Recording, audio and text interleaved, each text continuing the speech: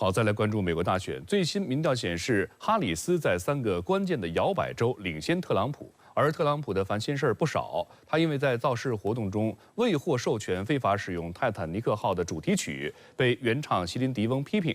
相比之下，特朗普之前的老对手，此前宣布退选的现任总统拜登，却在大选白热化的时候开始了他的海边度假之旅。最新民调显示，在威斯康星州、宾夕法尼亚州和密歇根州这3个关键摇摆州，美国副总统民主党总统候选人哈里斯获得了潜在选民50%的支持率，领先美国前总统共和党总统候选人特朗普4个百分点。在宾夕法尼亚州，他的好感度在1个月内升高了10个百分点。选民认为他比特朗普更年轻、更聪明，人品更好，性格上也更适合执政。不过，哈里斯并未因为民调领先而轻敌。当地时间10号，哈里斯在拉斯维加斯的一场竞选活动上继续火力全开抨击对手。We know this will be a tight race until the very end. And so let's not pay too much attention to the polls because we have some hard work ahead of us. But we like hard work. Hard work is good work.And with your help, this November, we will win. We will win. 另外，哈里斯对新一轮巴以冲突的态度也让他意外获得更多加分项。观察指出，白宫的公关策略是由总统拜登本人扮演白脸，向以色列提供军事支持，这直接导致其支持率不断的降低。而不负责外交事务的副总统哈里斯则扮演红脸，他多次强调关注当地的人道危机，并多次对以色列施压。因拜登而流失的民主党支持者转而回归哈里斯。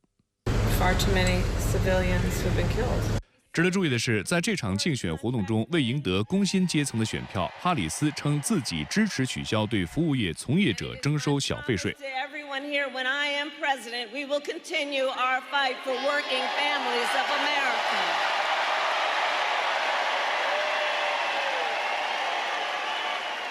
Including to raise the minimum wage and eliminate taxes on tips for service and hospitality workers. 而由于特朗普6月曾在拉斯维加斯的集会上提过免征小费税，他8月10号发文指责哈里斯是个抄袭者，称对方想不出点子，只会盗用他的政策提案，并称两者区别在于哈里斯口惠而实不至，只是出于政治目的才这么说。据悉，小费通常是美国服务行业从业人员收入的重要组成部分，也需要纳税。美国联邦税务局要求美国纳税人保存每日小费记录，向雇主上报小费，并在所得税纳税申报表上申报所得小费。除了线上发力，线下特朗普也不遗余力地打选战。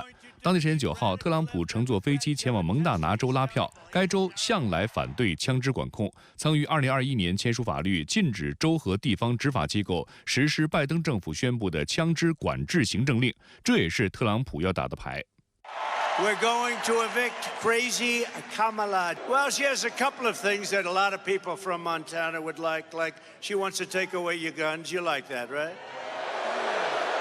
但特朗普此次蒙大拿之行并不顺利，监视其乘坐的飞机在途中因出现机械故障而被迫改道。紧接着，他的造势活动又涉嫌侵权，引发风波。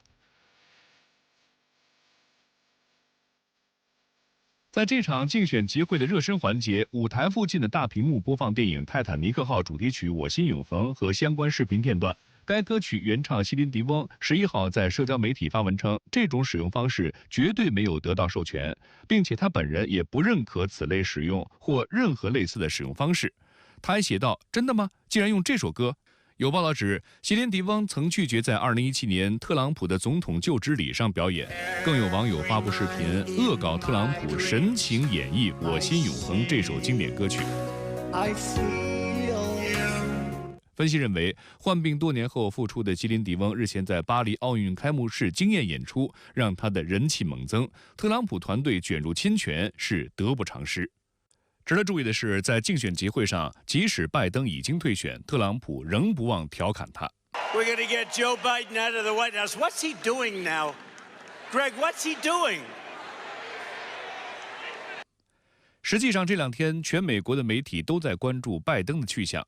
当地时间8号，拜登和夫人前往特拉华州的里霍伯斯海滩开启度假模式，引发美国舆论的批评。有视频拍到拜登悠闲地躺在沙滩椅上打盹儿，而夫人吉尔则在一旁翻看一本名为《梦魇之瞳》的小说。期间应该是发现了媒体记者，工作人员随即搬来一把太阳伞遮挡住两人，引发现场骚动。今年初，曾有报纸统计，2023年拜登有37%的时间处于度假模式，而当前加沙局势紧张，俄乌冲突大有升级之势，美国总统竞选也日趋白热化，但拜登却两耳不闻窗外事。美国舆论批评他这是在逃避工作。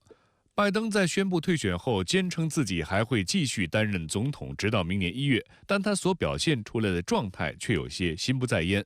拜登最近接受媒体采访时还说，曾经觉得自己只是一位过渡总统。When I ran the first time, I thought of myself as being a transition president. 虽然整个人透露出躺平的氛围，拜登还是不忘大力强调，目前最重要的事儿就是击败特朗普。Although it's a great honor being president, I think I have an obligation to the country to do the most important thing to do, and that is we must defeat Trump.